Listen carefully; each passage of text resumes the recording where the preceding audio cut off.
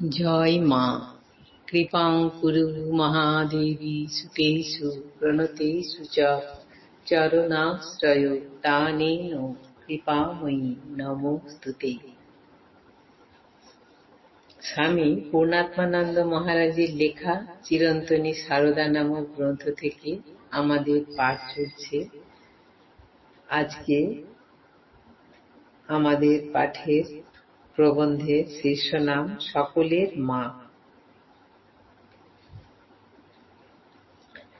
মা বলতেন, আমি মা, জগতের মা, সকলের মা।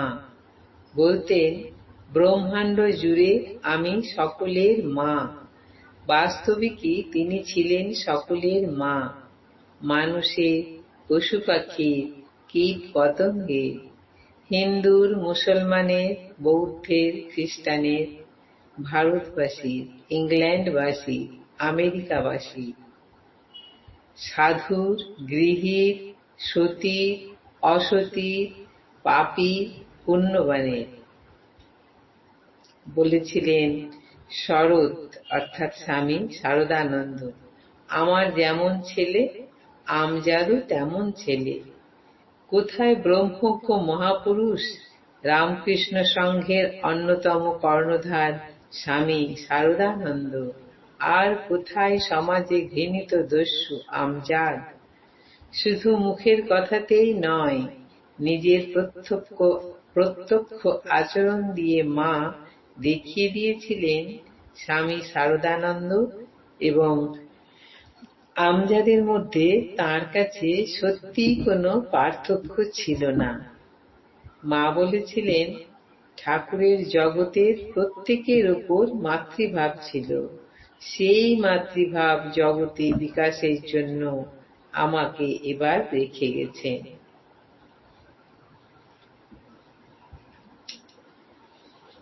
একটি মেয়ে বিপদগামিনী হয়েছে। সমাজের চোখে সে ঘৃণ্য, আত্মীয় স্বজনের কাছে সে উপেক্ষিত।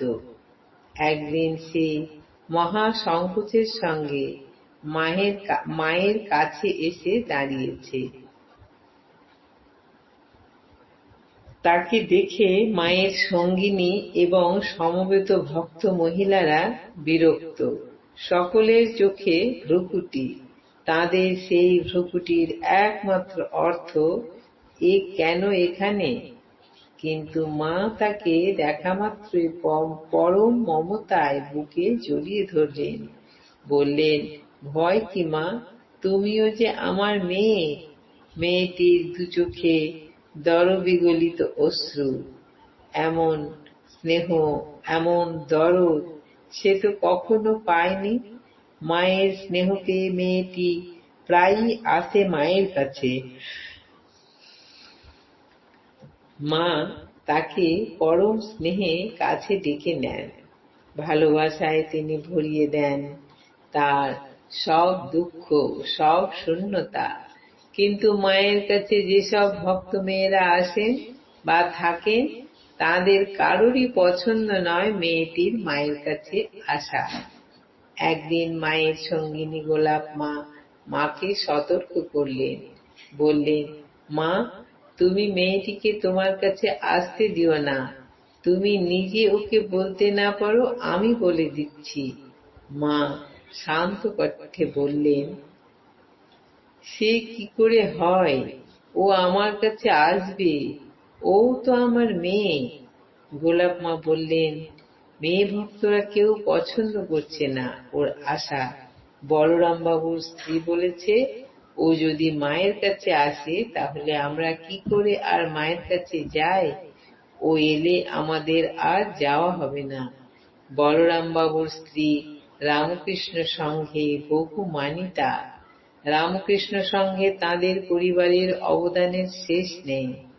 মায়ের সঙ্গেও তার এবং তার পরিবারের গভীর অন্তরঙ্গতার সম্পর্ক।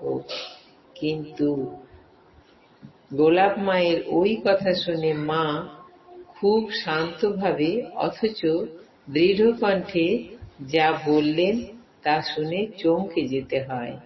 মা বললেন, সে যদি না আসতে চায় আসবে না, কেউ যদি না আসে, না আসুক, কিন্তু ও আমার কাছে আসবে। সকলের সবাই আছে, ওর আমি ছাড়া জগতে আর কেউ নেই। ওকে নিয়েই আমি থাকব। যদি তাতে কেউই এখানে না আসে, তাহলে ওকে আমি আসতে বারণ করব না। মায়ের এই উত্তরে গোলাপ মা স্তম্ভিত। বলা বাহুল্য, মেয়েটির আশা বন্ধ হলো না এবং মেয়ে ভক্তদের সকলকে মায়ের দৃঢ়তার কাছে নতি স্বীকার করতে হলো। আজ এই পর্যন্তই। জননীং শারদাং দেবীং রামকৃষ্ণং জগদ্গুরুং পাদপদ্মে তয়ো স্থিত্বা প্রণমামি মুহুর্মুহুঃ। জয় মা।